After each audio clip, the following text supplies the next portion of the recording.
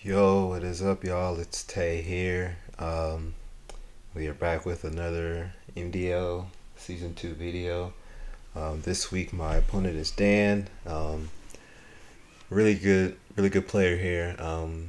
So I really took into account how I was going to prep, how I was going to play, and what the things that I was going to try to do to make it try to work for me. So we're just going to get straight into it, and I'm just going to try to talk over it a little bit. You can see the six that he brought and the six that I brought. The six that he brought, I kind of expected, especially with Thivu and Coco and Lando. Um, and even Kabutov's made sense to me as well. Um, I mainly just pressed for like all of his like bigger threats like Lando, Coco's, Spectrier. Expected Thunderous probably, but you can't bring all of the people that you have. So, um, but yeah, we're just gonna hop straight into it, and I'll just kind of talk you through the things that I was thinking as I was like playing this match. Um, so yeah, he leads Lander Coco, which normally he would lead like a Coco Thievel kind of thing to take advantage of that unburden on Thievel with the electric seed and electric terrain and whatnot. But he decides to go Coco Lando here, and I lead Finny and Alolan Marowak. Uh, Finny for me this season hasn't done too much. Um, it's taken some um, it's taken a lot of hits, but it's been super helpful in other ways that I really don't think about. But um, Marowak has also been pretty good for me this season as well. So yeah, I just was like, okay, um, I'm just gonna try to set up with Feeney here. So I just click Call Mine, and then I switch out the Marowak to put in Zapdos. Um, so that way I know that like the Lando can't really hit me. Um, because I just assumed that he was gonna go for like a Max Quake or something. Or just a raw. Like I don't know, I can't remember exactly what his ground move was, but it might have been Earthquake, but he just switches out and brings in Politoed, which is kind of interesting. Uh, which, in hindsight, really helps me in multiple ways. um, Especially with the like plays that I make later, and then just Zapdos in general on Hurricane. So, but he protects here, which I mean, it's safe, but it just allows me to set up. Um, which I'm surprised he let me do. Um, if anything, I would have expected like a raw thunderbolt or something like that, but he just protects and it just allows me to set up. So I was like, I'm going to do it again. Um, so I just click Calm Mind again with Feeny. I think this turn I just kind of ran out of time like to pick my moves because I was like really just thinking about it at first. I was like, well, if he's gonna stay in. Like, do I just set up again? But I just decided to set up again with Feeny, and then I'm pretty sure I contemplate here. This is the turn I contemplate to switch out back to Marowak. I can't remember exactly why I did it, but I don't get the turn off in time. I thought I did, but I guess it just didn't like come off in time. So uh, Zapdos stays in, and he clicks Electro Web, which and it also kind of like glitches out here and freezes a little bit, but it gets back on track. But lowering my speed, which okay, but and then it just hits a random thunderbolt on Coco with a crit. I don't know how much that really mattered, but let's click Calm Out again. Then my special defense is like +2 at this point. So um, I mean, and then yeah, the raw ice beam. I kind of should have expected ice beam, but it didn't really cross my mind. But Zapdos lives it. Not too much special defense investment. I can't remember exactly, but I max speed, max special attack on Zapdos. So, uh, yeah, with Feeny being +2 special attack, +2 special defense, and when I prepped for Feeny, I didn't put any special attack investment. I think I ran max HP, max defense, if I'm not wrong. Um, that might be wrong. I can't exactly remember. I'll have to check. But yeah, there's no special attack investment in my Feeney, which is crazy. So he switches out, goes back into Landorus. So in my mind, I'm like, all right, this Landorus is just dead. um, and I was just kind of talking. I didn't even really pay attention to the moves that I clicked, but I do switch out the Zapdos, go back into Marowak. Somewhat of a safe play. Oh yeah, that's right. Then he switches back. Oh, he switches into Thievul. So now I know the four mines that he has. He doesn't like know. He doesn't know my fourth, but he can probably assume what it was. Or he can at least. So yeah, I'm maxing Finny here, and then I'm pretty sure I'm pretty sure I clicked Muddy Water. No, I'm pretty sure I clicked No, yeah, that's right. I clicked Dazzling Gleam, Max Starfall on the Thievul. My original plan was just to get raw damage off on the Politoed because of the Ice Beam and whatnot, but he switches into Thievul, which makes it seem like it's a read. But in hindsight, he just switched out with a very unfortunate switch. Um, so like at this point, I'm just kind of like, oh, wow, we're really just, doing this now. I really did not expect him to switch into the Thievul. I was just trying to get raw damage off on Politoed because of Ice Beam. So yeah, now we're just kind of here, and I think he goes back into the Politoed. No, yes, he goes back into the Politoed here. So, uh, yeah, so now Feeney is just kind of chilling here now, doing its thing. That kill that it just got was the first kill it's gotten all season for me, and this is week 8, 7 or 8, one of the two, which is very weird for me. I don't know how, but yeah, um, that was literally Finney's first kill of the entire season. Um, so now I'm just tactically switching out my Marowak. I don't even think I know. I think I mess around with Marowak in this game. But yeah, here comes the bulk, the man, the myth, the legend itself, Tangela. Uh, you'll see later, but Tangela just does wonders for me in this game. um, so I think I really haven't been paying attention to the moves I clicked, but I'm pretty sure I clicked Mighty Water on the Landorus because I just like, okay, he's definitely gonna max it here. So yeah, Helping Hand, whatever.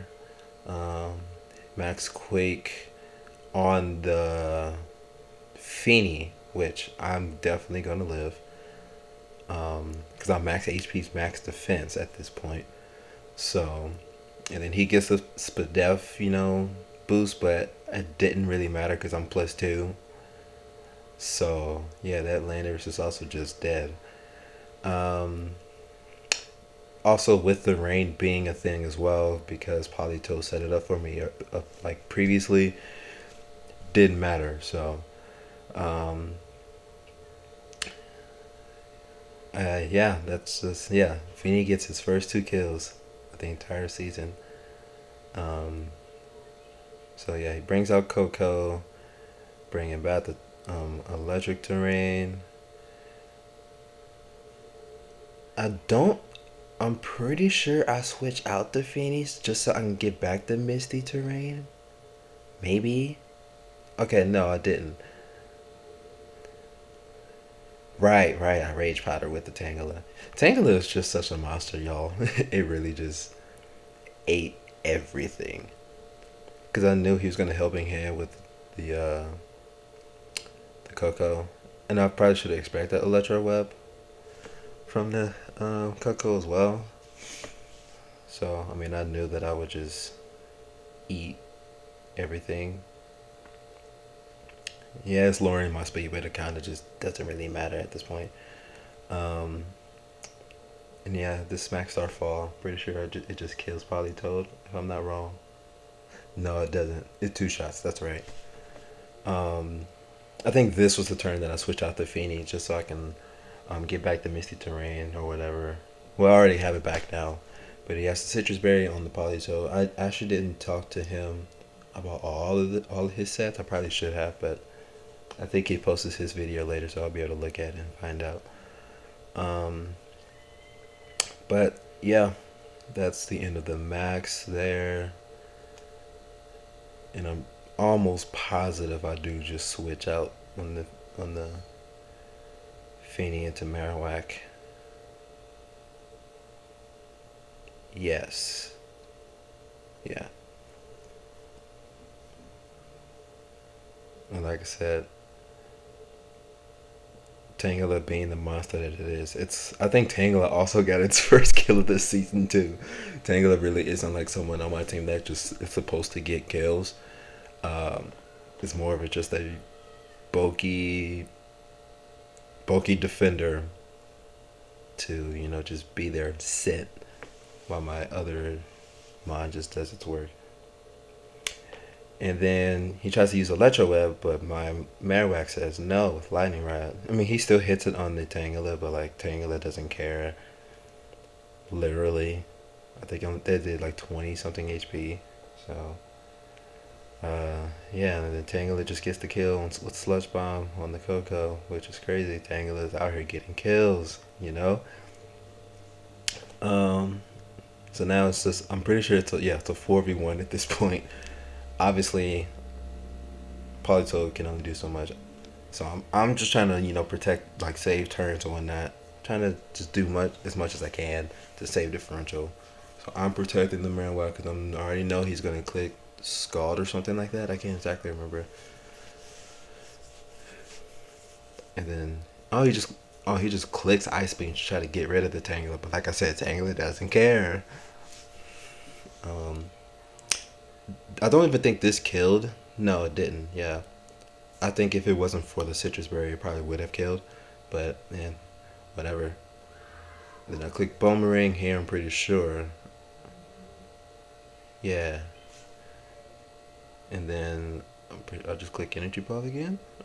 Or do I click Rage Powder here? Okay, no, I clicked Energy Ball.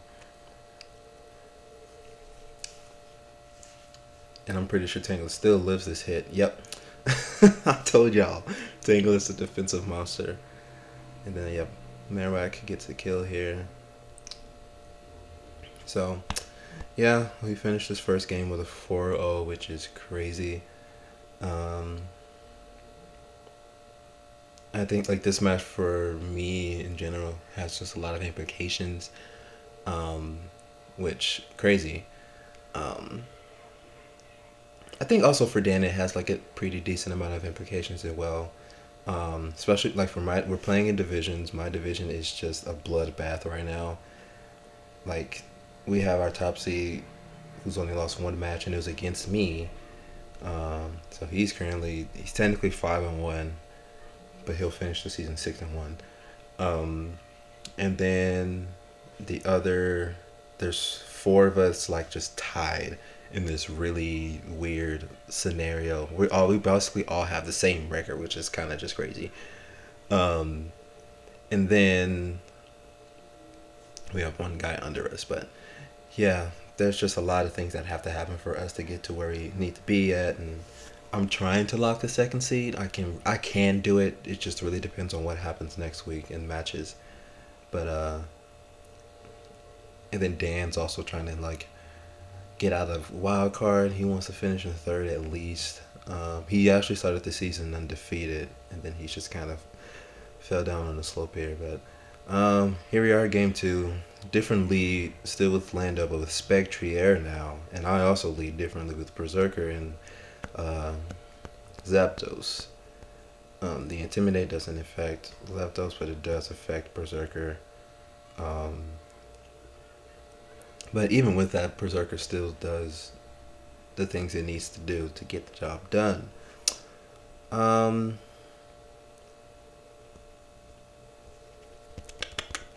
Do I just raw Dynamax here on the Zapdos? Yeah, I do. Max Airstream on the Spectrier because I'm trying to get rid of that thing because I know that thing is a threat. I'm not exactly sure what the set was on Spectrier. One thing I do like about Berserker is the seed bomb tech, because it literally OHKOs Kabutops. Um, I'm surprised he didn't bring Kabutops like this entire set, which I don't know why. I never really did ask him, but yeah, he just didn't bring it, which was crazy to me. But yeah, we're just gonna max airstream. I think yeah, I double target the Spectre, like I said, just try to get that threat out of there. Now let's see. Oh yeah, he maxes his Lando. I'm also trying to gain some speed control so I can get faster than the Spectrier and the Lando. I can't remember Spectrier's base speed stat off the top of my head, um, but I know Lando's is actually pretty high. So I will tell you though, uh, Lando T, ugly. I kind of think all three of them were just kind of ugly to me. But I mean, they're really cool mobs. I think my favorite one is probably Thunderous, but yeah, he just max quakes here on the Berserker. Yeah, brings it down to Focus Sash, which was a really smart move to bring for me, because that thing was definitely gonna die. Getting the Spadef raise, um, and then yeah, Iron Head just go ahead and kill the Spectrier. I was really like for some reason I was like, yo, if that Iron Head does not kill the Spectrier, we're gonna have a problem. But yeah, it just kills. Berserker gets its first kill of the season too. So a lot of first happening in these games here. A lot of mods getting there first. Yeah, it brings out the Thievel. I'm not worried about that Thievel, to be honest with you.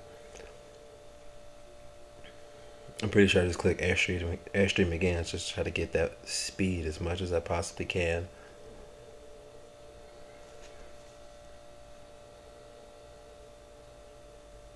Yeah, I'm pretty sure I do end up sacking the Berserker. I'm almost positive. Maybe. Yeah.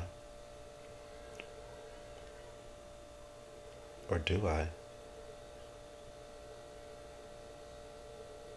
Yeah. I don't switch out.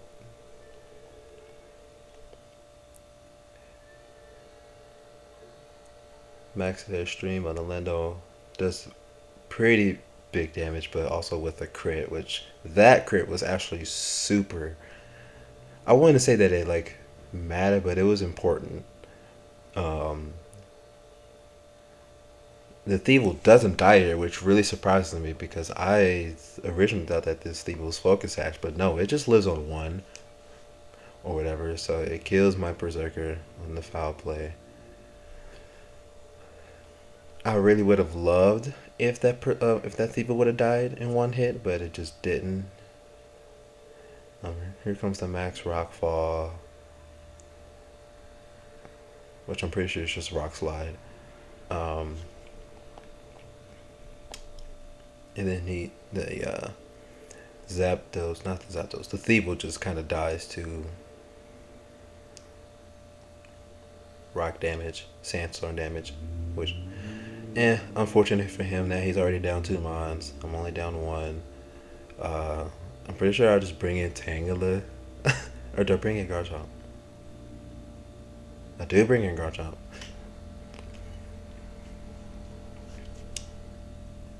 Which is a good thing and a bad thing in a way.